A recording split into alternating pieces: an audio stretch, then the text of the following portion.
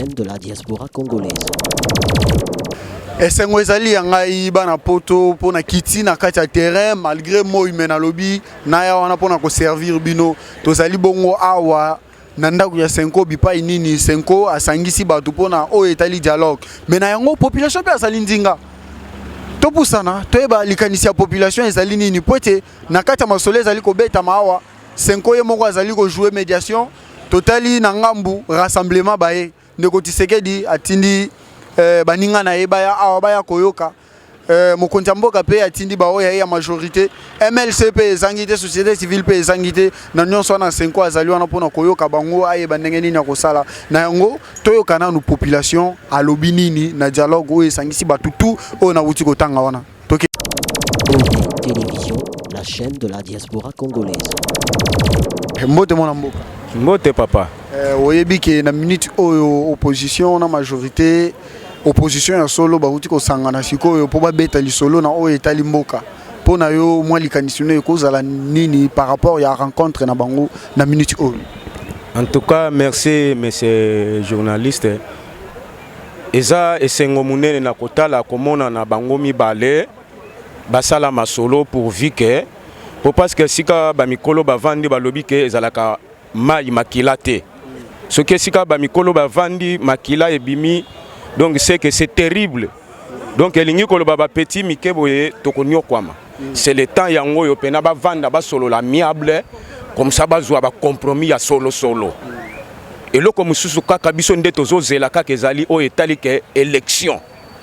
Parce que na cadre ya ba élection mwana muteki makala akokoma ministre, akokoma député, akokoma na bandifo nyonso.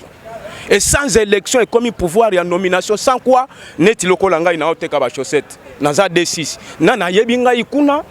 oyo akoki ko benga ngai ke yaka ko sala na poste oyo mais ce qui comme na ba élection naza na droit ya ko pesa candidature ou na député comme ça na koki pe ko zo poste. En tout cas souci na ngai ma pena yango wana ba solo la pena na ninge sengeli en tant que ba parent po biso toza bana devant bango. Et puis bala ki sabiso maye sengeli biso tango to bango bazokende biso tozotika la toyeba kolanda simana bango. OK, Jansi na kati ya lisolo tozo continuer toujours pour na koyoka peuple congolais par rapport à rencontre opposition vraie opposition na ndenge bazali koloba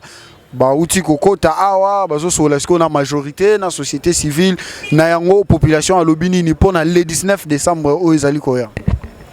Bon, je crois que binomoko boza bozomona ndenge totondi ya liboso, c'est-à-dire que population tozana sima makambo to lingite lobi na mboka kawe kota mabe kota te yango moni toye pour le quoi toyebi que to pesi confiance na église catholique et les églises au milieu du village yango toye pour to soutenir yango mais souci na biso ezake ba résolution ya malamu ebima awa pour ko soulager population au cas contraire biso tozali la population mobimba ezala ya poto ezala ya kine ezala partout vraiment tokozwa destin na biso amen.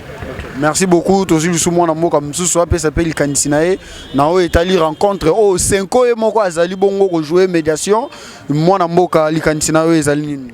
likanisina ngai lokola mwana mboka avani na mboka na ye azana posa ke mbebe kota te azana posa ke te liwampe kota te au moins soko lingi mona na yo okondima jamais ke akena na nzela mabete pour qu'un jour ya ko représenter ngai esika moko okende. Ce qui mona zana makanisi ya malamu a représenter ba parents na ye nde biso tozabana na bango to yepo passer le qui peuple congolais aleli mingi ke passer le qui misalate mbonge ibanite sike vandaka bana babina kotanga te okosi sana na campus yiko vana na ndako ezomona na telo kwa malonga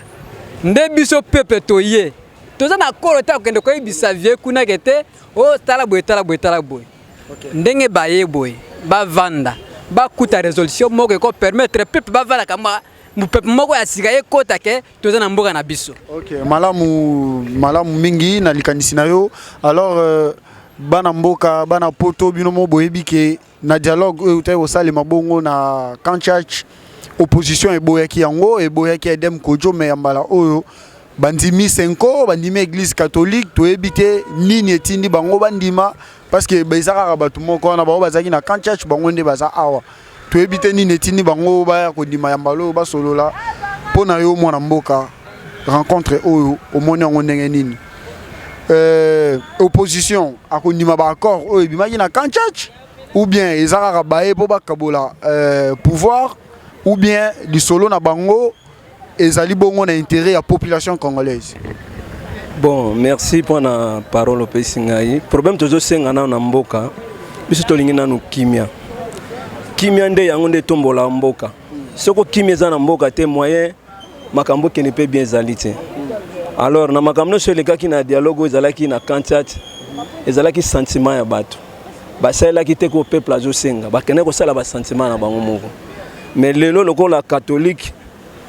baza bato nzamba tinda bango ba basali na nzamba tinda bango lelo bango nde ba pesa ba ya ko kutanisa bango apa ba solola. Eza bien biso to sepeli ba fanda ba solola ba luka solution mboka kanda epesaka nango solution te. Kimia nde epesaka solution etake bato baza ba ime baza bato nzamba keli apesi bango pe place ba fanda ba solola ba luka pe solution mboka. Bomoko ezala soki bomoko ezate même na famille moyen makambo est avancé ezate bomoko nde ngonde sangisaka ndenge basangisi bango esika ndenge bomoko basangisi bango bomoko bafanda basolo baluka solution mboka mboka ekomi na kao tozoko otangisa bana classe te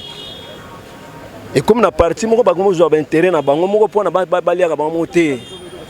mboka eza ya biso nyonso etaki bango ba kondinza batiaki bango baluka bafanda baluka solution tolongwa na vie auto zo boko la lelo bana moyen ko tangisa bango ezalité kolia malonga ezalité misala malonga ezalité okosala pa ya mutu bona futo salaire akomo sakana na esprit no eza malamu te. OK, malamu mingi na likanisi na yo tozo avancer bongo poto zo bongo nimbola ya population toyoka oya bandi na rencontre oyo parce que tikali bongo mikolo mikeka rapport le 19 décembre et beta tango ko beta position ba congolais kozala nini parce que bamakambo eza déjà na mitu na bango ba plan na bango eza déjà ba evident ndenge nini mabongisi da makambo na bango mais awa siko lisolo ezo beta mais eza na kati ya ko beta ma tokozela bongo suite mais na yango population alobi nini lokola bango bato oyo bazali ko gérer bongo mboka bakutani bazali ko beta lisolo mboka population na yango alobi nini. Merci ndeko pona ngai na ngalo banana boy vrai dialogue nde yango oyo salama ina kancha chukuna zaki dialogue te d'abord que nous salama na kan tala dialogue yango yo sala mesika basango bazali ba papa molimo donc biso bandaka la fallait ba utiliser les mêmes basango oyo soki bango bazaki même na place d'Eden Kodjo même oyo kancha chengaki bota mbuma ya malamu kuna bato bagenda ko lukande mbongo po perdre mes alaki awa perdre mes ate pa basango tala ba place yo salama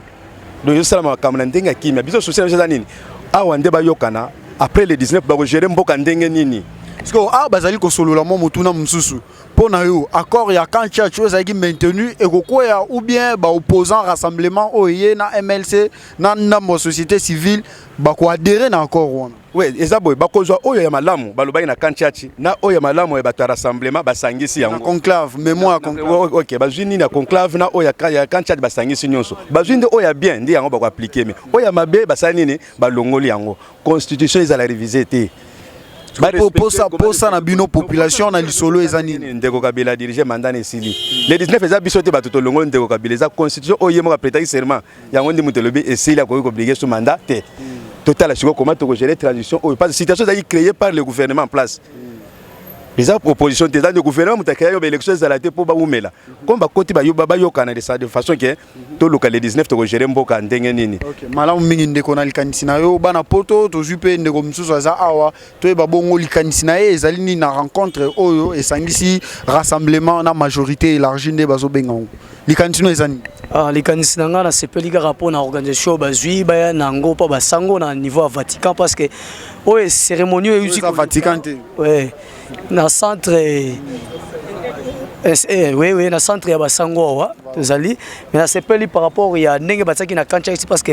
là où il y a les militaires makambo zala kaka mbilinga mais place ba prêtre bazali tozomona que quand même ils ont marché moi malamu complication pesate mais c'est juste oyo kaka lobama ki na cité de oya na kanchache yango pe ko lobama awa mais question seulement que bazo différencier oya mabe yango ba kolongola oya malamu yango ba ko sangisa de manière que emeka kopesa biso moi makambo ya malamu parce que population jusque là en tout cas mutu nyonso azana ko sepelate si tout va bien et goza malamu po tozala na kimia bana mboka ba sepela. Donc je pense que ba flasher biso et où me la pété d'ici déjà semaine tozo banda avant le 19 ba pesa biso et ba pesa biso vraiment réponse moko ya malamu pour tout le monde azana kimia parce que jusque là ba parents bazo sepela te bana ba fêter comment ba sanzo tozo ba sanza moko mutu nyoso a sepela ka $3 bolamuki bolala les hommes mata lokola et ndako étage bazo tonga. Aujourd'hui maintenant $3 est comme à 135, c'est pas normal, on peut pas vivre comme comment biso toza ba chauffeur mais talane tozo souffrir, c'est comme bateau bazo salate toza bateau tous les jours chaque jour mais to lingi gouvernement que biso penda solution le roi na moni bateau ya IDPS bazali awa je vois que nyonso ko s'est passé bien dialogue à malamu ekozala. OK, malamu mingi na likanisi na yo to jupe mama za awa mama bino ba mama bolandela mingi makambo mboka te bobeta ngo kara bokipara ba papa mingi so batuni bino makambo politique makambo na nga talaka te mais mingi Nigeria na ba makambo susu ba série botalaka likanisi no eza nini awa rassemblement andimi bongo appel ya Senkopo majorité na opposition basangana pona yo likanisi no ekozani bon to boite ndenge bake kuna kimia ezala na makambo nyonso pon tozolia bien te eloko ezoboma Kongo tozolia bien te nzala mais toana biloko nyonso nzamba pa mona sa mokilo bapeso biloko akolia so otondisi ko mo te makambo susu to natondaka chaque jour ezate na liaka na délestage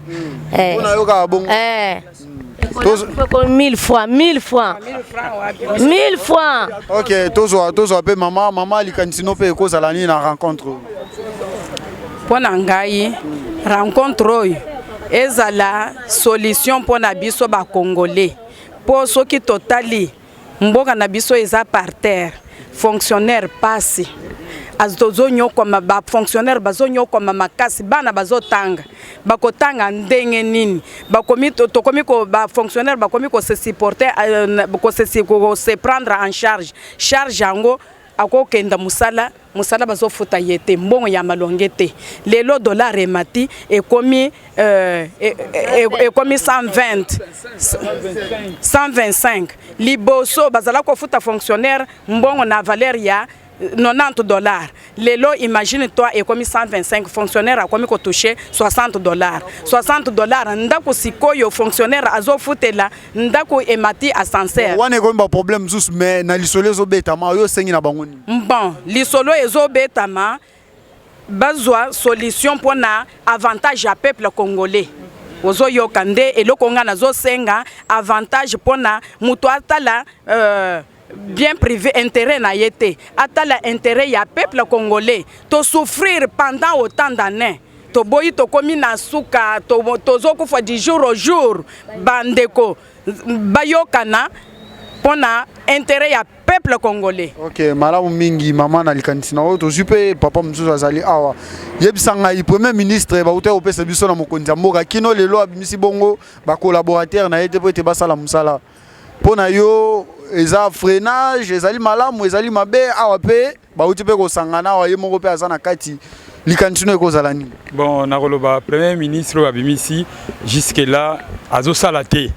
pona nini azosala te toyebi te tina na azosala mais eza na bango moko bayebi makambo nini azosalela te parce que na constitution eza ndenge wana te ba violer constitution na ndenge premier ministre ndenge ayela ti lelo azosala na ye te alobi pété bon tozomona pe toyebi pété deuxième premier dialogue na Kanchachi tozalaki te biso peuple tomonaki yango pété ezalaki complot entre bango na bango awa toyepa basango bato ya kimia nde biso peuple tozali banda yo banzete na mambo Kongo sango akwa porter bongo solution bon na Kanchachi peuple alaki te mais ndenge toza awa deuxième dialogue lokola tozali banda na kimia de bango pe bazakuna ba traiter makam na kimia ba respecter constitution pour ezana avantage à biso peuple accord na bango ezali toujours ezana ba mesande bazawana siko soki rassemblement na MLC ba signer yango ba adhérer na accord wana ekomi makambu ya yozwa siko intérêt à peuple bino peuple position na bino ozalani bon bango ndenge bakoti kuna bakor na bango o eza na mesa ndenge olobi eza na avantage na ngai ya biso peuple soki eza avantage ya biso ya peuple te seki eza bakor moko eza etali bango peuple fo aza na avantage na ye lokola to lobi toye awa donc awa balongwe kuna na kancha toye awa donc awa toye tango bazobima baza na ba résolution oyo kosepesa biso alors to souffrir bana bazotanga te donc nyonso zo marché te alors ndenge baza ndenge wana tango bazobima tozwa quand même to respirer mineval moyen kutu te kolia n'en parlons pas donc tozo sala te peuple d'abord donc pour ça na biso peuple les années toza libanda ebele na kanchachi tozala kite na kanchachi mais peuple toza to veiller pe tozo veiller pour na bango pe baza na kati kuna tozo veiller basa na pe RRT. Merci mingi bana poto bana mokili mobimba boyo ki bongo population ndenga uti ko pesa likanisi na ye na o etali dialogue o ezali ko salema na minute oyo boye ba ete rassemblement MLC na majorité basangani bongo pona ko beta lisolo na o etali bongo mambi ya mboka basangani bango nyonso to ebi ete na ndenge bazali na kati wana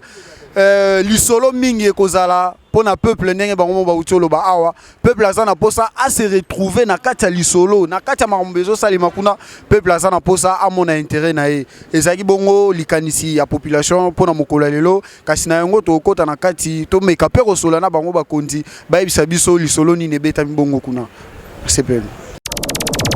Télévision, la chaîne de la diaspora congolaise.